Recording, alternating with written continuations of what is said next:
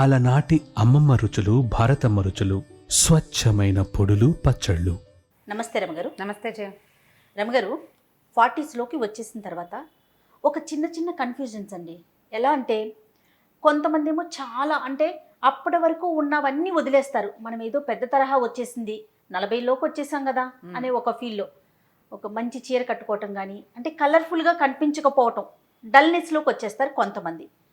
మరి కొంతమంది ఏమో సాధారణంగానే ఉంటారు. ఇంకా ఇప్పుడే మనం యంగ్ అనే ఒక ఫీల్లో కొత్త కొత్త మార్పులు, వింత వింత పోకళ్ళకి పోతూ ఉంటారు. వీళ్ళు వాళ్ళని చూసినా వాళ్ళు వీళ్ళని చూసినా ఒక్కసారి జల్లుమంటుంది. ఇద్దరికి అలానే ఉంటుంది, సేమ్ ఫీల్.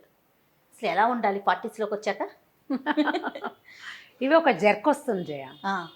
ఈ 40s వీళ్ళకి ఆడపిల్లలు ఉన్నారనుకో, ఆడపిల్లలు ఉంటే పిల్లలు పెరిగిపోతారు. అవునవును. ఆడపిల్లని 13, 14 వచ్చేసరికి తెల్లంత సైజులోకి వచ్చేస్తారు ఇంచుమించుగా. అమ్మ డ్రెస్సులన్నీ వేసేసుకుంటారు, అమ్మ నగలు పెట్టేసుకుంటారు, అమ్మ చీరలు కట్టేసుకుంటారు. దాంతో తల్లులకి ఏమనిపిస్తుంది అంటే తమకి కొంచెం ఓల్డ్ అయ్యామని అనిపిస్తూ ఉంటుంది. దాని తోడు చుట్టుపక్కల ఉంటారు, లేకపోతే భర్తలు కూడా ఇంకా పిల్లని ఎంత అయింది నీకెందుకు వేషం అలాంటి. వీళ్ళకు కూడా కొంచెం ఆడపిల్లలకి కాస్త ఏమైనా బంగారం కొనాలని, దానికే చీరలు కొనాలని, చీరలు ఇప్పటి నుంచి కొని పెట్టాలని, ఇద్దరు ముగ్గురు తోడుకోవడంలో ఆడపడుచులు కజిన్స్ దగ్గరగా ఉన్నారనుకో, మనకెందుకు పిల్లకి ఇలాంటి ధోరణిలోకి వచ్చి ఒక 42, 43, 44 వచ్చేసరికల్లా వీళ్ళు పెద్ద పెద్ద ఇయర్ రింగ్స్ మానేస్తారు. తర్వాత ఏమో కొంచెం పల్చటి చీరలు మానేస్తారు, కాస్త ఫిగర్ హగ్గింగ్గా దగ్గరగా ఉండే డ్రెస్సులు మానేస్తారు, చెప్పుల దగ్గర నుంచి మార్చేసుకుంటారు జయ. చెప్పుల దగ్గర నుంచి ఓల్డ్ స్టైల్లోకి వచ్చేస్తారు. బాగానే ఉంటుంది. ఇలా నడుస్తుంటే కొంతకాలం నడుస్తుంది. సడన్గా వీళ్ళకు ఒకరోజు వాళ్ళ క్లాస్మేట్ కనిపిస్తుంది. ఈ క్లాస్మేట్ మన ఈ మధ్య ఎవరో చక్కటి అందమైన సింగర్ లాగా, నాజుగ్గా, చిన్నగా బొమ్మలాగా ఉండి చక్కగా ఏదో మంచి డ్రెస్ వేసుకుని టింగు రంగా మనకు కనిపించింది అనుకో, కడుపులో మండిపోతుంది. ఎంత కష్టంగా ఉంటుందంటే ఆ వచ్చింది ఊరుకోకుండా ఏమిటో ఇలా తయారయ్యావు అంటుంది. అనేసరికి చాలా దుగ్ధగా ఉంటుంది. అది కరెక్టో నేను కరెక్టో అర్థం కాదు. అలాగే ఉండాలా, ఇప్పుడే కదా మనం జీవించాలి అన్నట్టుగా ఉండాలా, లేకపోతే ఇట్లా కొంచెం పెద్ద మనిషి తరహాగా అని మనం అనుకుంటున్నాం కదా, ఈ తరహాలో ఉండాలా, మనకి ఎప్పటికీ అర్థం కాదు. అయితే రమ్మగారు, ఉద్యోగాలు చేసే మహిళలను తీసుకుందాము. కనీసం ఒక 25, 30 లోపు పెళ్ళయింది అనుకుందాం. 30 నుంచి 40 లోపు పిల్లలు పుట్టడం, మళ్ళీ మన బాడీ మనకి వచ్చే అవకాశాలు రావటం, 1, 2 డెలివరీస్, ఈ కార్యక్రమాలన్నీ అయిపోతాయి కదా. 40 దగ్గర పడుతున్న దగ్గర నుంచే మన ఫిగర్ మీద మనం కాన్సన్ట్రేట్ చేయగలుగుతాం. ఎవరు ఉద్యోగాలు చేసే మహిళల సంగతి నేను చెప్తున్నా. అలాంటప్పుడు వాళ్ళకి ఎలాంటి ఆలోచన ఉంటుందంటే, జనరల్గా సరే ఒక 10 ఏళ్ళు వెనక్కి వెళ్ళిపోయింది కెరీర్ మొత్తం, మళ్ళీ మనం రీస్టార్ట్ చేస్తున్నాం, మళ్ళీ మనం నలుగురిలోకి వెళ్తున్నాం, ఉరుకులు పరుగులు పెట్టాలి, అందులో భాగంగా మనం కూడా ఫిట్గా ఉండాలి అనే ఆలోచన వచ్చేస్తుంది. ఇప్పుడు ఫిట్ సరే, అన్ని మార్పులు చేర్పులు చేస్తుంటారు. చేస్తున్న ఉద్యోగాన్ని బట్టి కావచ్చు, లేకుంటే తిరిగే పరిస్థితులను బట్టి కావచ్చు. ఎందుకంటే ఒక 10 ఏళ్ళు వెనక్కి వెళ్ళిపోయాం కదా అనే ఆలోచన సహజంగా ఉంటుంది. ఇలాంటప్పుడు ఎవరైతే ఇంట్లో ఉంటారో వాళ్ళకి కనిపించినప్పుడు వాళ్ళకి మీరు అన్నట్లుగా నేను తప్ప వాళ్ళు కరెక్టా అనే ఆలోచన వచ్చేస్తుందేమో, బహుశా వస్తుంది కదా. అంతే. అయితే ఏంటంటే ఇప్పుడు ఏజ్ తోటి పెద్ద ఆలోచన చేయకూడదు ఈ రోజుల్లో. ప్రస్తుత సమాజం ఎట్లా ఉందంటే, ఇప్పుడు ఏజ్ తోటి సంబంధం లేకుండా నువ్వు గౌన్ వేసుకుని తిరగమని చెప్పరు ఎవరు. చిన్నపిల్లలాగా ఫ్రాక్ వేసుకుని తిరగలేము. కాకపోతే ఈ రోజులకు తగినట్టుగా ఎంతో కొంత మనం స్టైలిష్గా ఉండొచ్చు. దానివల్ల ఏంటంటే ఇప్పుడు ఈ ఏమంటారంటే మిడ్ లైఫ్ క్రైసిస్, నడి వయసులో వచ్చే ఇబ్బందులు, ఇవి శారీరకమైన ఇబ్బందులు 50 దగ్గర పడేసరికి వస్తాయి. 40లో వచ్చేది ఏంటంటే మానసికమైన అశాంతి, ప్రశాంతత కోల్పోతారు జయ. ఏ విషయాలకు అంటారు? ఓల్డ్ ఏజ్ వచ్చేస్తుంది అనిపిస్తుంది కదా, వయసు పెరిగిపోతుంది, పీరియడ్స్కి సంబంధించిన ఇబ్బందులు వస్తాయి, దానికి తోడు ఈ షాక్ ఒకటి తగులుతూ ఉంటుంది. ఇది ఒక డ్రామా ఎప్పటికప్పుడు. వాళ్ళు ఎంగగా కనపడుతున్నారు, నేను ఎందుకు కనపట్టలేదు, రకరకాల భయాలు వచ్చేస్తాయి. జీవితం మీద, అస్తిత్వం మీదే రకరకాల భయాలు వచ్చేస్తాయి. ఈ భయాల్ని జయించండి. లాస్ట్ టైం చాలా రోజుల క్రితం మనం ఒక వీడియో చేసాం, నువ్వు లేవు, నేను ఒకదాన్ని చేశాను. కొత్తది ట్రై చేయండి, మార్పును తెచ్చుకోండి జీవితంలోకి, ఏదైనా చెయ్యాలనుంటే చేసేయండి అని. నేను జీన్స్ ప్యాంట్ వేసుకున్నాను, ఒక ఆవిడ ఎవరో అడిగారు, వేసుకోండి, దాని మీదకి సరిపడా ఒక పెద్ద చొక్కా వేసుకోండి, మరి మీ అమ్మాయి వేసుకుని షర్ట్ కాకుండా అని చెప్పాను నేను. ఏదో ఒకటి చెప్పాలి. ఇప్పుడు ఏంటంటే మనం ఇలా షాక్కి గురయ్యేలాంటి పరిస్థితులు ఉన్నాయి ఇప్పటికీ కూడా. ఇప్పుడు ఎవరు అట్లా లేరు అని వస్తాయి మనకు కొన్ని కామెంట్లు, ఇప్పటికీ ఉన్నారు. అందుకని ఇప్పుడు 30s లో మనము మన పిల్లలతో సమానంగా వేసుకున్న బట్టల్ని Hmm. 40s లో వేసుకోలేకపోతాం.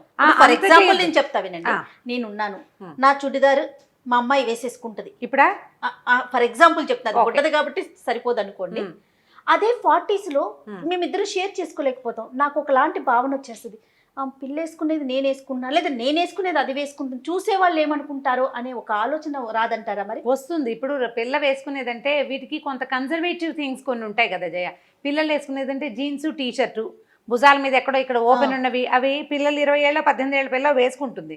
అది 39 42 ఏళ్ళ ఆవిడ వేసుకోలేకపోతుంది. అవును, అంత కాకపోతే కొంచెం దానికి దగ్గరగా ఉండేలాంటిది ఇంకొకటి ఏదో ట్రై చేయొచ్చు కదా. ఎస్ కరెక్ట్, మనకు అనుగుణంగా మనం వేసుకోవచ్చు. ఇప్పుడు ఏంటంటే 45 రాగానే మీరు ఓల్డ్ అయిపోయినట్టు కాదు. 55 వస్తే కొంచెం పెద్దవాళ్ళు అన్నట్టు, ఓల్డ్ కాదు. 55 కూడా ఓల్డ్ కాదు జయ.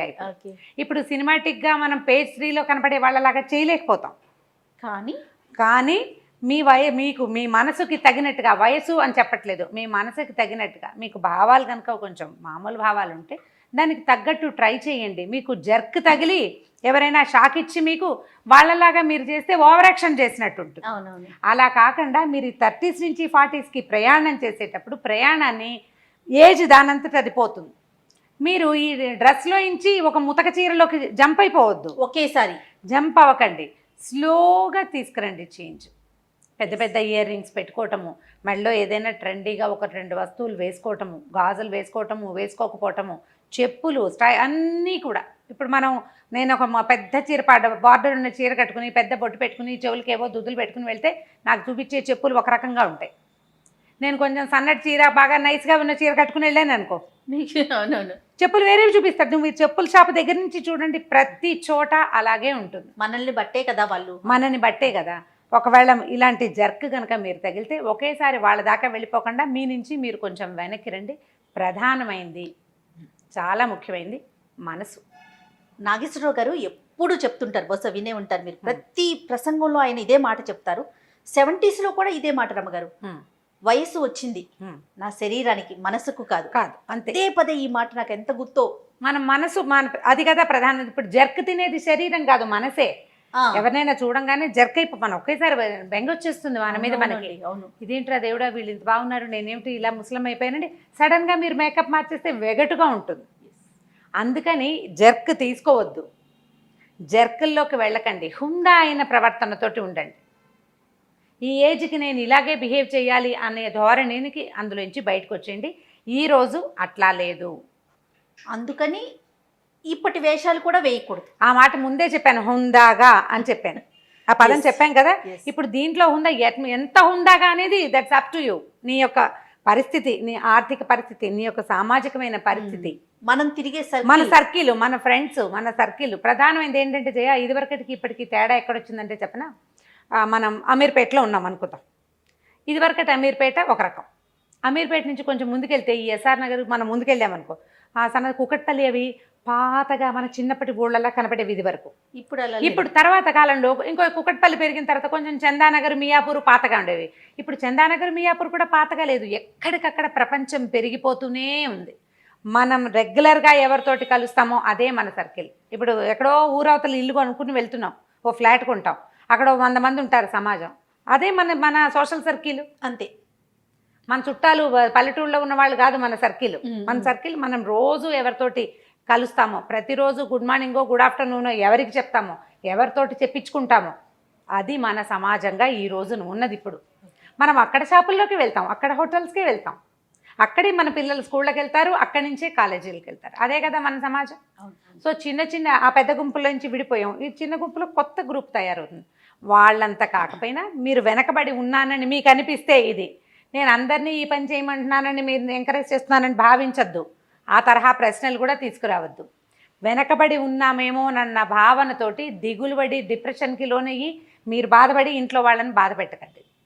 వెనకబడి ఉన్నామనిపిస్తే పెద్ద స్టెప్పులు తీయద్దు, 1 స్టెప్ తోటి ముందుకెళ్ళండి. ఏదైనా సరే ఒక స్టెప్, స్లోగా స్టెప్స్లో, బేబీ స్టెప్స్లో నుంచి పెద్ద స్టెప్పులు వెళ్ళండి నిదానంగా. ప్రధానమైనది జర్క్స్ తీసుకోవద్దు. మిడ్ లైఫ్లో జర్క్లు చాలా ప్రమాదకరం, దానివల్ల విపరీతమైన డిప్రెషన్స్ వస్తాయి. ఈ వచ్చే మిడ్ లైఫ్లో వచ్చేటువంటి డిప్రెషన్స్ హార్మోనల్ ఇంబ్యాలెన్స్కి కారణం ప్రధాన కారణం అవుతాయి. ఒకటి హెయిర్ లాస్, ఇంకా తొందరగా ఏజింగ్లోకి వెళ్ళిపోతారు, వయసును ఇంకా పెంచేసుకుంటారు మీరు. కాబట్టి ఆ పరిస్థితుల్లోకి వెళ్ళబోకండి. జర్క్ తినకుండా ఉండాలంటే ఏం చెయ్యాలో చూడండి. తప్పకుండా. అంతే. నమస్తే రమగారు. నమస్తే జయ. అలనాటి అమ్మమ్మ రుచులు భారతమ్మ రుచులు, స్వచ్ఛమైన పొడులు పచ్చళ్ళు.